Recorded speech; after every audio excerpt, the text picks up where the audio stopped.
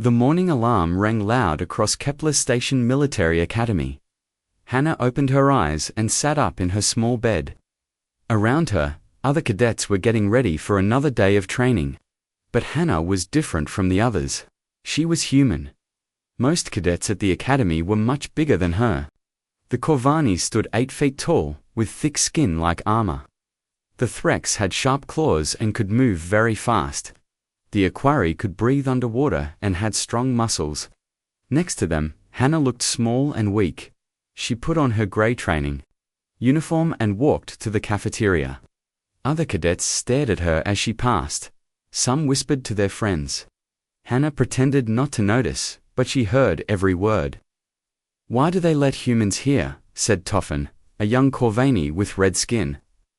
"They break too easy. My father says humans cry when they get hurt," laughed Zix, a green Threx with big eyes.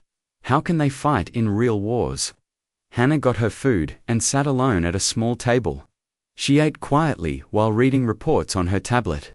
The reports were about battle tactics and how to win fights with fewer soldiers. Hannah was very good at this kind of thinking. Her test scores were some of the best in the academy. But test scores did not matter to most aliens. They only cared about how strong you looked after breakfast. All cadets went to Training Hall 7. This was where they learned combat skills. The hall was huge, with white walls and bright lights. Weapons hung on the walls. Training mats covered the floor. Instructor Drac walked into the room. He was the biggest Corvoni that Hannah had ever seen. His skin was dark gray like stone. Scars covered his arms and face. He had fought in 3 wars and won many medals. All the cadets feared him. "Today, we practice close combat," Drac said, in his deep voice. "Pair up, show me what you learned." The cadets formed pairs quickly. Toffen paired with another Corvani. Zix found a Threx partner. Volo, a blue Equari, paired with someone from his homeworld.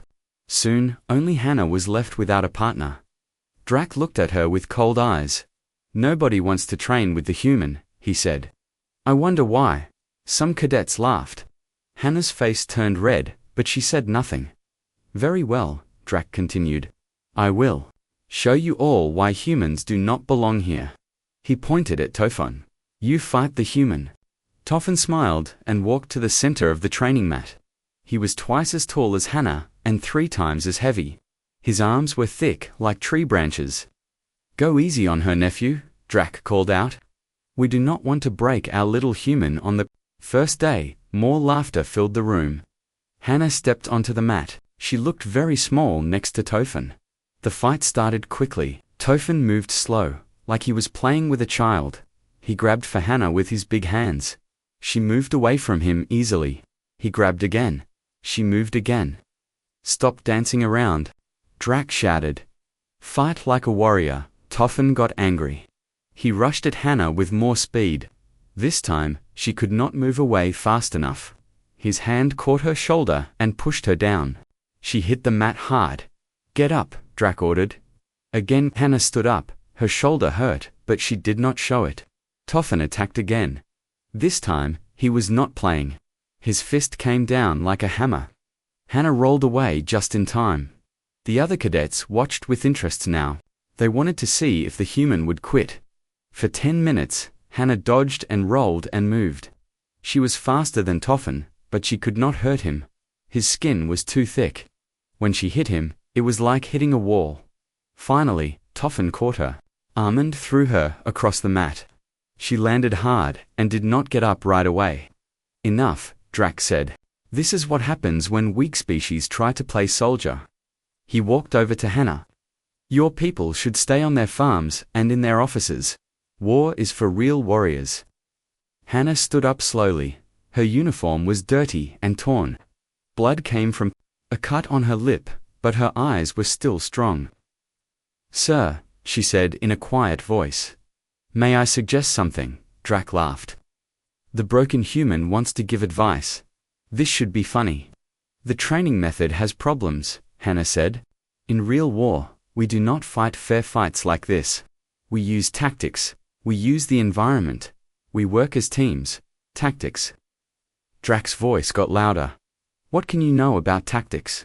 You just got beaten by a cadet who was not even trying hard. I studied the battles of Kepler-7, Hannah replied. The Corvini lost 2,000 soldiers because they only used direct attacks.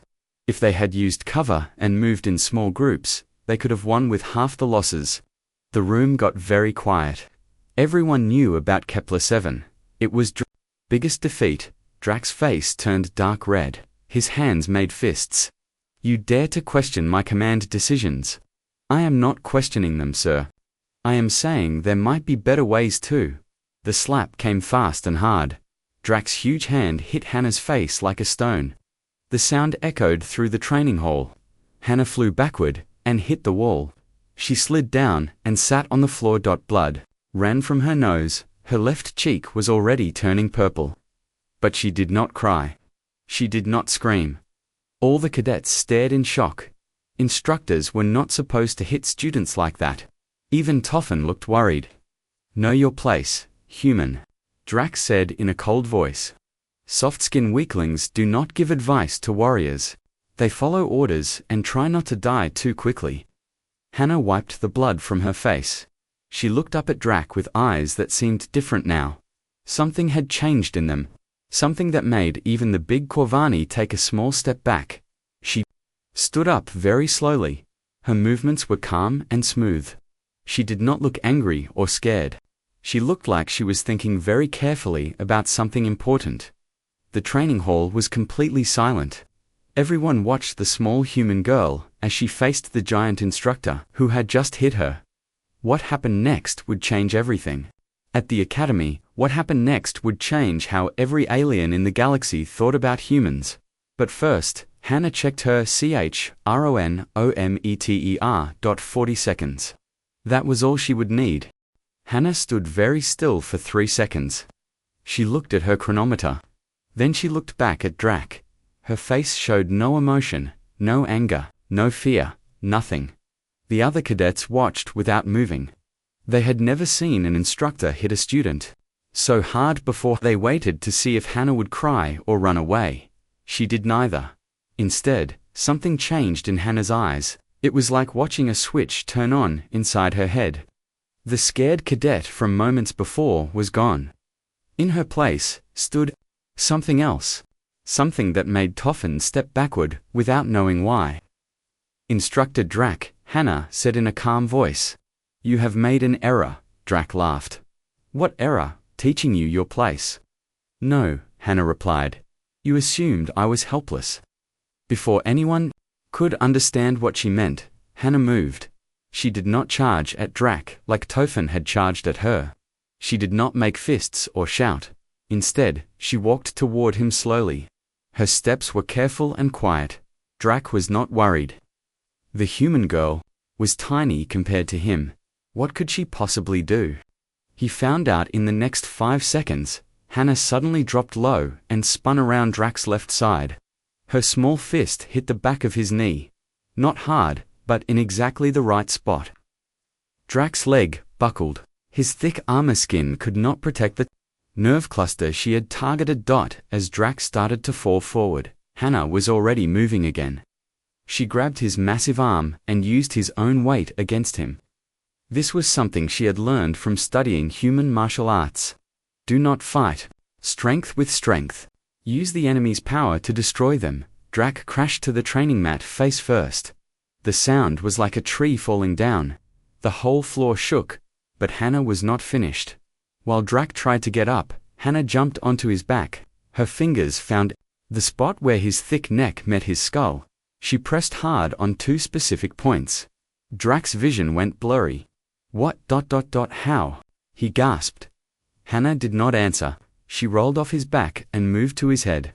Drax tried to grab her, but his arms felt heavy and slow. The nerve strikes had confused his brain. With surgical precision, Hannah's hands found Drax's lower jaw.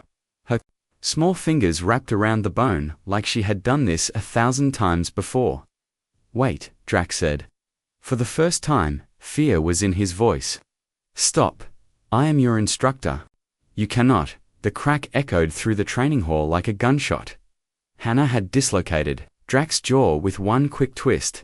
The giant Corvani warrior could not even scream.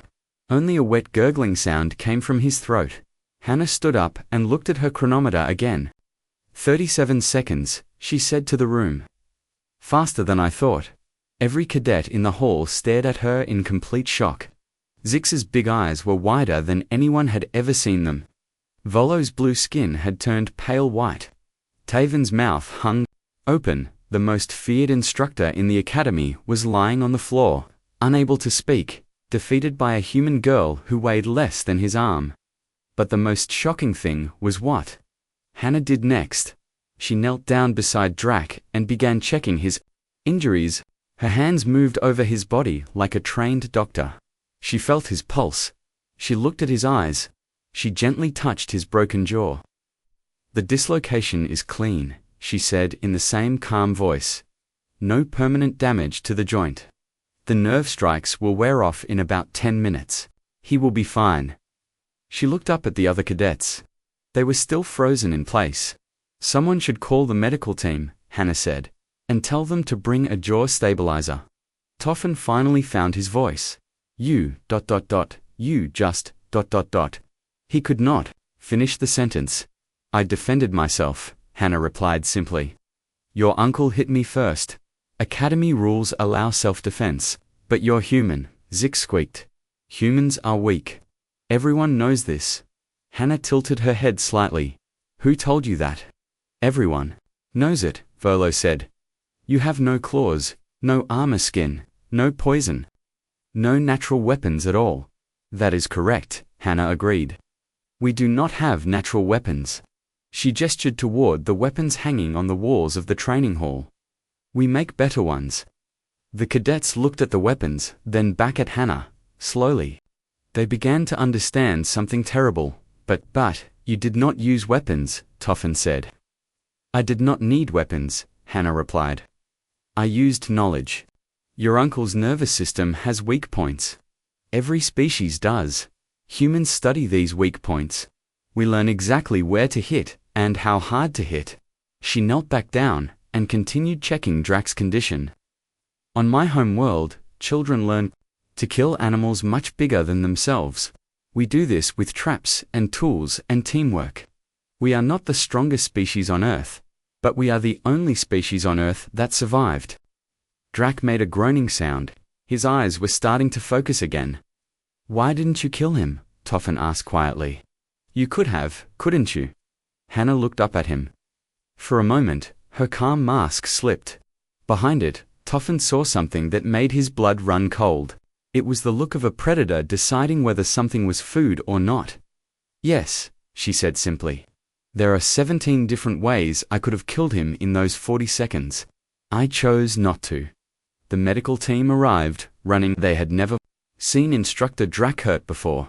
As they worked on his jaw, Hannah stood up and backed away. Cadet Hannah, called a voice from the doorway. Captain Ray, the human instructor, walked into the hall. She looked at Drac on the floor, then at Hannah. Report, she ordered. Instructor Drac struck me without cause during training, Hannah said. I responded with appropriate force to defend myself. His injuries are not permanent. Captain Ray nodded slowly. And the time 37 seconds, Captain. Your father did it in 35 when he was your age. The alien cadets looked at each other in confusion. Hannah's father, what did that mean? Captain Ray addressed the whole group. Let me explain something to you all. Humans do not start fights, but we always finish them. What you just saw was not unusual for us, it was restrained. She looked at each alien cadet in turn. Every human child learns basic combat skills. Every human teenager can kill with their bare hands. Every human adult is a weapon waiting to be activated. We do not show this because we do not need to, we prefer peace. Drac was being carried out on a stretcher. His jaw was wrapped in bandages. His eyes found Hannah as he passed. In them was no longer anger or contempt. Now there was respect and fear. But, Captain Ray continued, when someone forces violence upon us, we respond with precision. We respond with knowledge, We respond with the skills that made us the apex predator of our world. The room was deadly quiet. Class dismissed, Captain Ray said. Think carefully about what you learned today. As the cadets filed out, they gave Hannah plenty of space. No one wanted to get too close to the small human girl who had just broken their worst nightmares in under 40 seconds. Hannah was no longer the weak cadet they could ignore. She was something much more dangerous. She was a human who had decided to stop pretending. News of what happened in Training Hall 7 spread through the academy like fire. By dinner time, every cadet knew the story. The small human girl had broken Instructor Drac in 37 seconds. But the stories grew bigger with each telling. Heard she ripped his jaw clean off, whispered a Threx cadet in the cafeteria. My friend said she killed 3 other instructors too, added an Someone told me all humans are secret assassins, said a young Corvani. Hannah sat alone at her usual table. The empty chairs around her seemed bigger now. No one wanted to sit near the human who could break bones with her bare hands. She ate her dinner quietly and tried to ignore the stares. But every few minutes, she heard her name whispered across the room. Commander Yule entered the cafeteria. He was a Nexari, with 4 legs like a horse and 2 arms like a human. His skin was silver and his eyes were bright blue. He was the head of the entire academy. The room went silent when they saw him. Commander Yule never came to the cadet dining hall. Cadet Hannah, he called out. Come with me. Hannah stood up and walked toward him. As she passed other tables, cadets leaned away from her. Some looked scared. Others looked curious. They walked through long hallways to Commander Yule's office. The walls were covered with pictures of past academy graduates. Most of them were aliens. Only a few were human. Sit, Commander Yule said, pointing to a chair. In front of his big desk, Tanner sat down and waited. Tell me what happened, he said. Tanner told him everything. She spoke in simple, clear words. She did not try to make herself look good or bad. She just told the truth. When she finished, Commander Yule was quiet for a long time. Instructor Drac is in the medical center, he finally said. His jaw will heal in 2 weeks. But his pride may never recover. I did not mean to hurt his pride. Sir, I only meant to stop him from hurting me. Yes, Commander Yule said. That is what worries me. He stood up and walked to the window. Outside, the stars were shining bright against the black space. Do you know why we built this academy? He asked. To train soldiers from different worlds to fight together, Hannah replied. Correct. We thought we understood what each species could do. Corvani are strong fighters. Threx are fast scouts. Aquari are good in water. Nexari are smart planners. He turned back to look at her. And humans, we thought humans were weak support troops. Hannah said nothing. But you are not weak, are you? Commander Yule continued. None of your people are weak. You have been lying to us. We have not been lying, sir. We just have not been showing everything we can do. Why not? Hannah thought about this question. It was hard to explain. Because we do not need to, she said. When you are truly dangerous, you do not need to prove it all the time. You only show it when you must.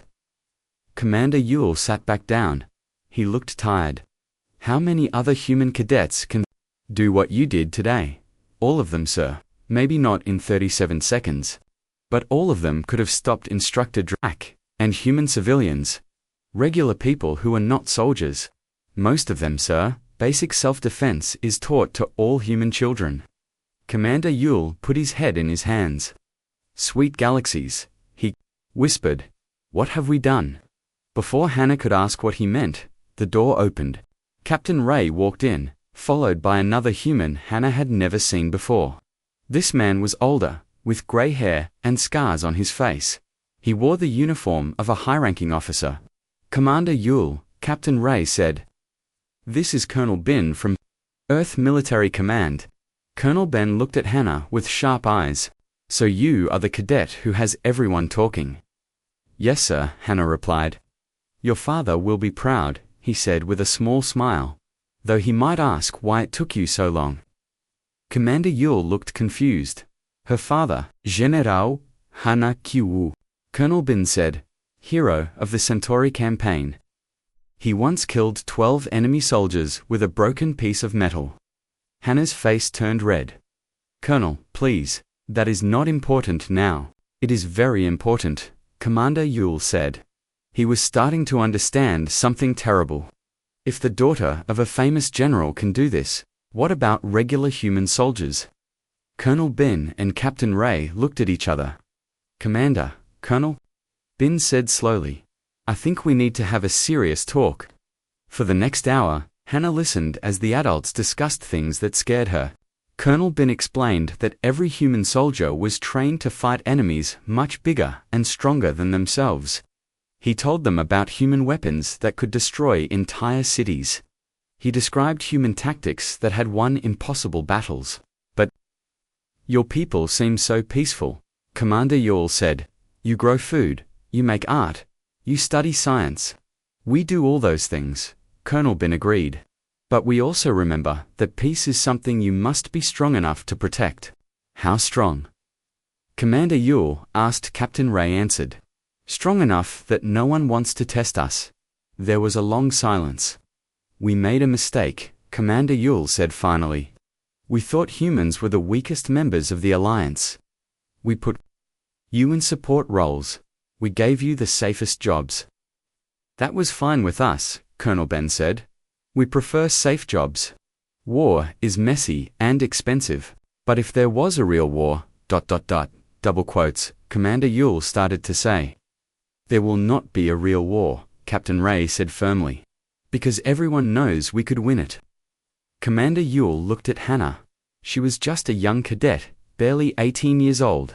But she had defeated his best instructor without even trying hard. What do we do now? He asked. Now we continue training, Colonel Ben said, but perhaps with better understanding. Humans do not want to be feared. We want to be friends.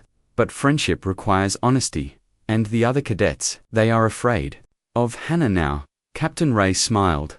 Fear fades. Respect lasts longer. As they talked, Hana thought about her fellow cadets, Toffen, who had seemed so strong but ran away when things got serious. Zix, who talked big but had never been in a real fight. Volo, who was kind but did not understand what real danger looked like. They were not bad people. They were just young, like her. They had grown up thinking they knew how the galaxy worked. Today had shown them they were wrong. Sir, Hana said. To Commander Yule, may I make a suggestion? After today, I will listen to any suggestion you have. Do not change the training too much. The other cadets need to learn that strength comes in many forms. They will be better soldiers if they understand this. Commander Yule nodded slowly.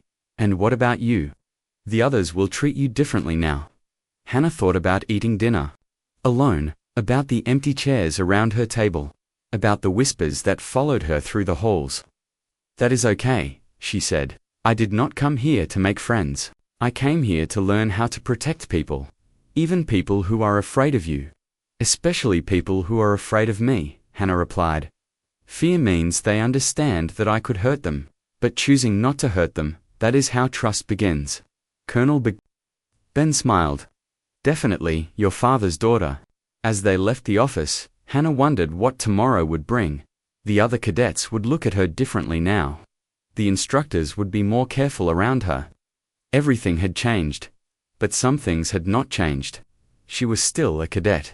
She still had much to learn, and she still believed that the best warriors were the ones who never had to fight. The galaxy was about to learn a hard lesson about humans. They were not the weakest species in the Alliance. They were the most dangerous, species that chose to be peaceful. 3 days after the incident, everything at the academy felt different. Cadets walked more quietly in the halls. They spoke in whispers. Everyone kept looking over their shoulders for the small human girl who had broken their strongest instructor. But the real changes were happening far away from the academy. On the planet Corvana Prime, War Chief Grak slammed his massive fist on the metal table. The sound echoed through the war room like thunder. You tell me that a human child defeated Drak, he roared. Drak, who killed a Vorten beast with his bare hands. Druck, who survived the Battle of Three Suns. The messenger, a young Corvani officer, trembled as he spoke. Yes, War Chief. In 37 seconds, she broke his jaw and could have killed him. War Chief Grack sat down heavily. Around the table, other Corvani generals looked at each other with worried faces. How is this possible? Asked General Voss. Humans are small. They have no claws, no armor skin, no natural weapons. That is what we thought, the messenger replied. But we were wrong. Similar conversations were happening across the galaxy. On Threx, the Hive Queens called emergency meetings. On Aquari, the Deep Councils gathered in their underwater cities. On every world, leaders asked the same questions. What else had they been wrong about? Admiral Koss, of the Silicari Crystal Fleet, was the first to demand answers. Her crystalline body sparkled as she sent urgent messages to the Galactic Alliance. We need a full review of human capabilities, her message read. If one untrained human child can do this, what can their armies do? The Alliance Council met in emergency session. Representatives from 12 species gathered in the Great Hall on Station Alpha. Commander Yule was called to give his report. He stood before the council and told them everything. About Hannah's quick victory, about her calm treatment of Drax's injuries, about Colonel Bin's revelations. The humans have been hiding their true nature, he said. They are not the support species. We thought they were. Then, what are they? Asked Council Leader Tor, a tall Nexori with golden skin. They are apex predators, Commander Yule replied. But worse than any predator we know. They are apex predators who learn to think. The council chamber filled with worried voices. Some species called for immediate action. Others wanted to study the humans more. A few suggested ending the alliance with Earth entirely. But Admiral Koss had a different idea. Bring me human military experts, she ordered. I want to know exactly what we are dealing with. 2 days later, 3 humans arrived at Station Alpha. Colonel Bin led the group. With him came General Park, a stern woman with grey hair and cold eyes. The third human was Dr. Lee, who looked more like a teacher than a soldier. The council gathered again. This time, the humans sat at the center of the Great Hall while alien leaders surrounded them.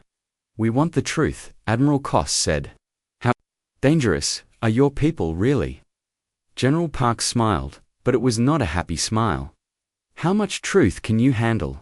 All of it, Council Leader Tor, replied. Dr. Lee opened a tablet and began showing pictures. The first image was of Earth from space. It looked blue and peaceful. This is our home world, he said. It looks nice, does it not? The aliens nodded. It is also the most dangerous planet any of you have ever seen, Dr. Lee continued. Everything on Earth evolved to kill everything else. Plants that poison, animals that hunt in packs, weather that can destroy cities, diseases that can wipe out entire populations. He showed more pictures.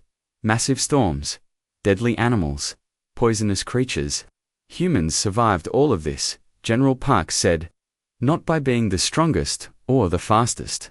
We survived by being the smartest and the most stubborn. Stubborn? Asked a Threx representative. We do not give up, Colonel Ben explained. Ever, when a stronger animal tried to eat us, we made traps. When disease tried to kill us, we made medicine. When the weather tried to freeze us, we made fire. Dr. Lee showed a new picture. It was an ancient human with a simple spear, standing over a dead creature 10 times his size. This is from 40,000 years ago, he said. Humans killing a mammoth. Look at the size difference. The aliens stared at the image. The mammoth was huge, with long tusks and thick fur. The human looked tiny next to it. How? Whispered an Aquari Council member. Patience, General Park replied. Humans followed mammoth herds for days. We learned their habits. We found their weak spots. We worked together as teams. And when the time was right, we struck. But that was long ago, Admiral Koss said. Surely modern humans are different. The 3 humans looked at each other and laughed. Show them the training videos, General Park said to Dr. Lee. The next hour was the Most frightening hour in the lives of every alien in that room. Dr. Lee showed videos of human children learning to fight, 8-year-olds throwing adults to the ground, teenagers learning to kill with kitchen knives, regular people making weapons from common objects. He showed pictures of human cities. They looked peaceful, but Dr. Lee pointed out hidden things. Every bridge was designed to be destroyed quickly in war. Every building had places for snipers to hide. Every park could become a fortress. Every human civilian knows basic military skills, Colonel Bin explained. Every human house has tools that can become weapons. Every human community has plans for defense. But why? Asked Council Leader Tor. You seem so peaceful. We are peaceful, General Park replied. Because we are prepared for war. She stood up and walked to the center of the room. Let me tell you about human military doctrine, she said. Rule 1. We do not start fights. Rule 2. We always finish them. Rule 3. When we fight to win completely. What does that mean? Asked a nervous Corvani general. It means when humans go to war, we do not stop until our enemy surrenders completely, General Park said. We do not fight for territory or resources. We fight to end the fighting forever. Dr. Lee showed new images. Human weapons that could destroy planets. Human ships that could travel faster than anything in the galaxy. Human soldiers in armor that made them stronger than any Corvani. This is what we could build if we needed to, he said quietly. But we choose not to build these things. Why not? Admiral Koss asked. Because peace is cheaper, Colonel Bin replied. War is expensive and messy. We prefer to trade and learn and make art, but we keep the plans, just in case. The room was completely silent. Finally, Council Leader Tor spoke. What do you want from us? Nothing different, General Park said. We want to be friends and allies. We want to share knowledge and resources. We want peace.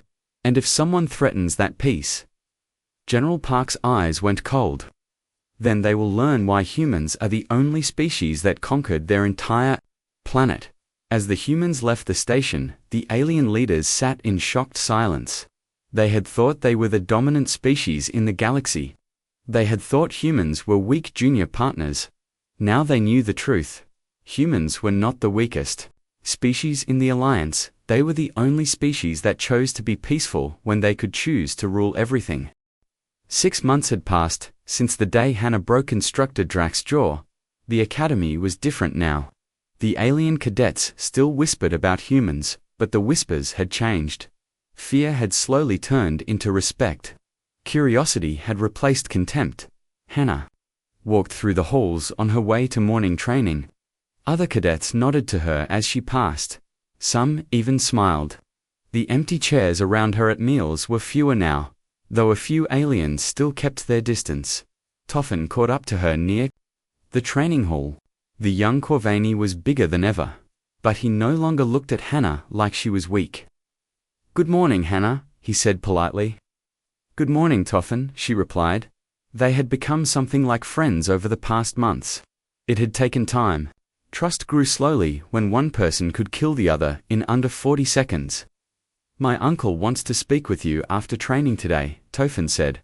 Tanner nodded. Instructor Drac had returned to teaching 2 weeks after the incident. His jaw had healed perfectly.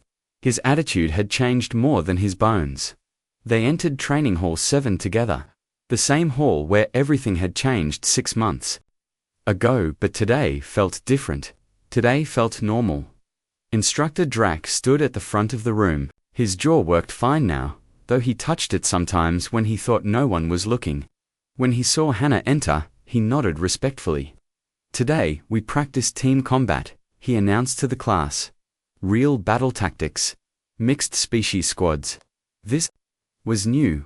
Before the incident, each species trained separately. Corvani with Corvani, Threx with Threx. The instructors said different species could not work together effectively.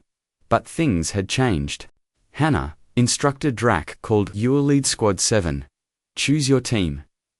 Hannah looked around the room. Every alien cadet watched her carefully. 6 months ago, they would have groaned at being chosen by the weak human. Now they waited hopefully. "Toffen," she said first. The big Corvani grinned and walked over. "Zix," she continued. The green Threx practically bounced with excitement. "Volo," she finished. The blue Aquari nodded seriously and joined them. "Your mission," Instructor Drac explained, "is to capture the enemy command post in the training maze. You will face Squad 1, led by Cadet Thane."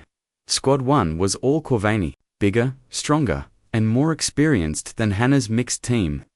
The old Hannah might have been worried. The new Hannah just smiled. "Sir," she said to Instructor Drac. "What are the rules of engagement?" "Standard training rules. Non-lethal force only. No permanent injuries. And the time limit. 1 hour." Hannah looked at her team.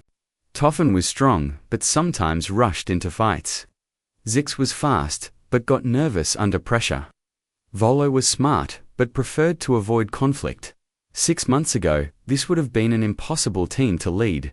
Now Hannah saw their strengths clearly. "Listen carefully," she told them as they prepared their equipment. "We are not going to fight, Squad 1. "What?" Toffen looked confused. "But that is the mission." "The mission is to capture the command post," Hannah corrected. "Fighting is just one way to do that." 20 minutes later, Squad 1 charged through the training maze like angry bulls. They smashed through walls and kicked down doors. They were looking for a fight. They did not find one.